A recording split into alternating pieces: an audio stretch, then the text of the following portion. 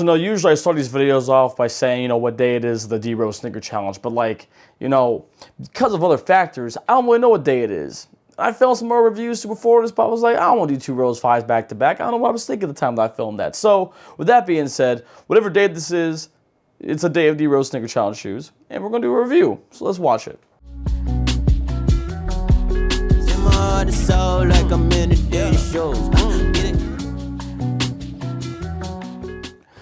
All right, guys, take a look at the box here to start off. Of course, you got those 3 stripes, the big D-Rose emblem, and that black with red blocking on it, which means it's a D-Rose 6, or it could be a 5, or it could be a 7. But it is a D-Rose 6, and we're gonna be taking a look at the D-Rose 6 in the beige luxe colorway that they released.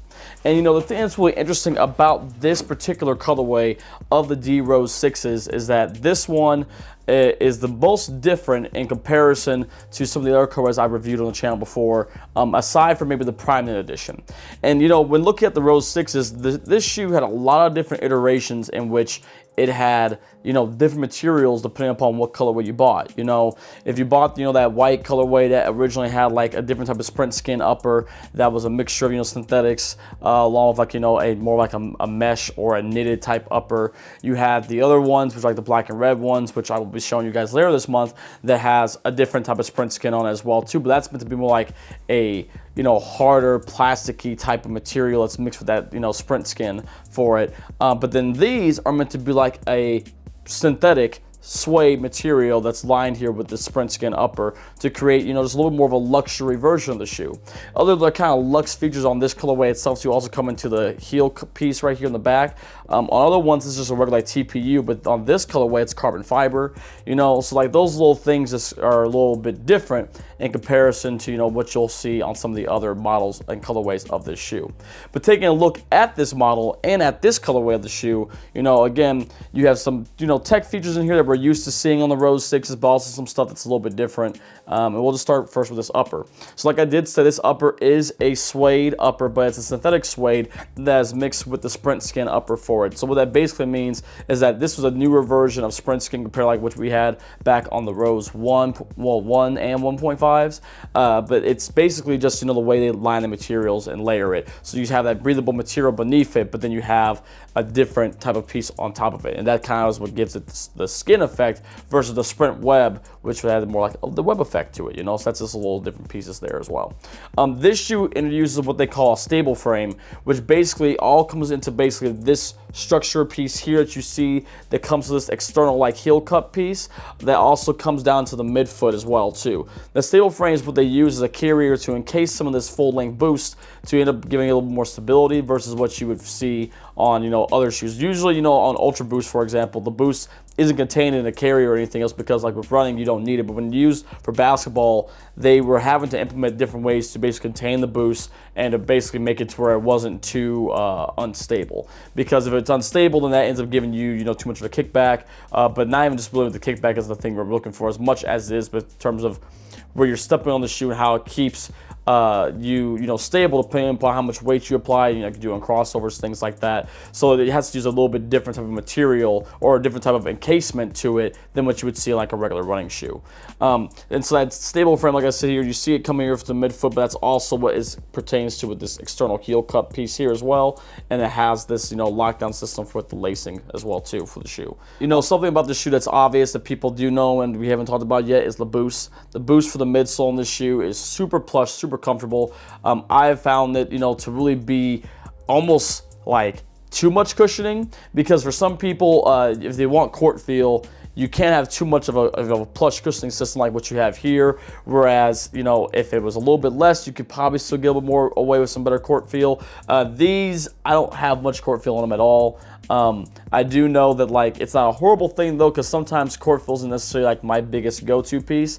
If anything, the big thing I care about most usually comes down to being like the traction and the lockdown of the shoe. Speaking of the traction, this pattern on the Rose 6s is something that I remember actually liking. It's kind of like a multi-directional, almost like herringbone type pattern. It has these like little nubs that come out here to the outsole, or I guess I should say on the outside of the outsole itself. And you also have this D-Rose logo that's kind of hidden in here. You have the signature up there at the top as well too, and of course the Adidas logo down here at the bottom as well. But I always kind of found these to be pretty decent to play in. The Prime Knit version was probably my favorite one to play in, because the Prime Knit one was just like, it was getting that real premium material experience, but having it be in a little bit different setup that I also think helped it performance-wise. You know, when it comes to sizing and fit for these shoes, some people say, you know, you go down half the size. Some people say you go true to size. I've always felt, no matter what colorway that I've gotten, that half a size down was always the better way to go if I was hooping in them. So, for example, my very first pair of them, which was, you know, the white webbed colorway, that one I prefer to have that in a 9.5. This colorway here is a size 10. I wear it casually, but if I was hooping in it, I would really much rather have a 9.5, because especially even with this material as well too, there's more stretch and give in it, and in this toe box, there's just so much dead space in a size 10 that I just would not really feel comfortable playing in them. I could, but again, it wouldn't be the most like comfortable setup that I could go with. Also, the other thing too about this shoe that I always found, this big puffy tongue here, it's really bold. It has that Adidas logo there on it, but like I always found from a performance standpoint that it's kind of hard to get this actually wrapped, you know, down around your foot, even if you lace it, you know, across it, to really secure your foot super well. Again, I've never had really any huge issues with it, but sometimes I found like the more I played in these, the more, especially if it was like a colorway that was not in like my true size, or my true size for this shoe being a 9.5, not my true 2 size, which would be a size 10. It just felt like I just didn't have the best containment. But what did, you know, help me is that we know if I raise with speed wraps, for example, I'm usually fine, so that's not a big deal. But if I was just kind of wearing them casually and people want to kind of go hoop, you know, and I had these with me, or I was wearing those day, of course I could hoop in them, but like it just wasn't the most ideal thing. When it comes to storytelling pieces as well too, some of the other things I've left out so far is D-Rose logo here on the back.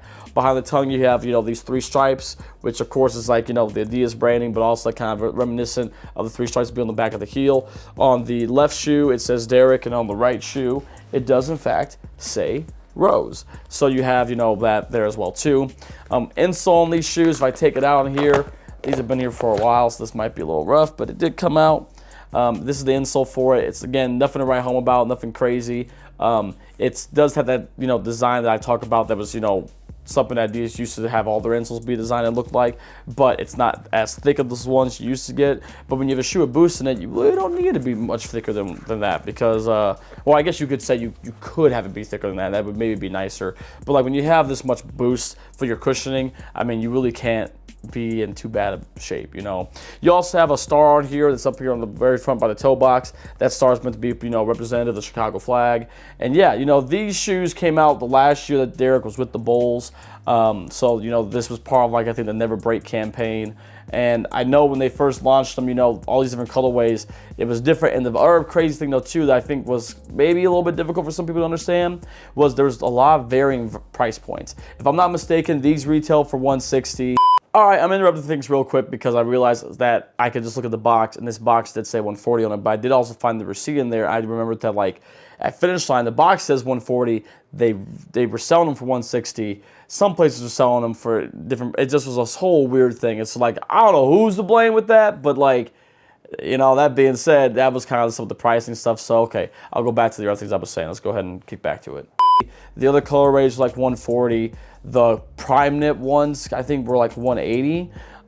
It just was kind of bouncing around depending upon the colorway. So some people really hated that. But then also, too, they may have been 140. Because I do know there's a colorway that I will be reviewing later in the month, so a couple days from now, that has a different type of upper than this one does. Also different than what the webbing one that I talked about as well too. And those ones I think retail for 140, but they may be the outlier.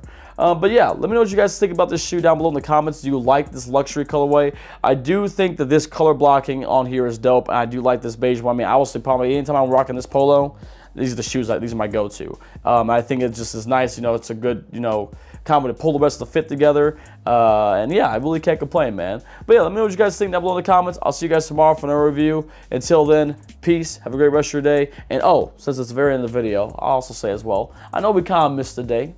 You know, we kind of missed the day on the IG side. We kind of missed the day on the YouTube side. But the thing is, we're here. We're continuing. We're not gone. We're not giving up. We're still here. That's all I'm asking for people to do. Don't give up. And with that being said, we'll see you tomorrow.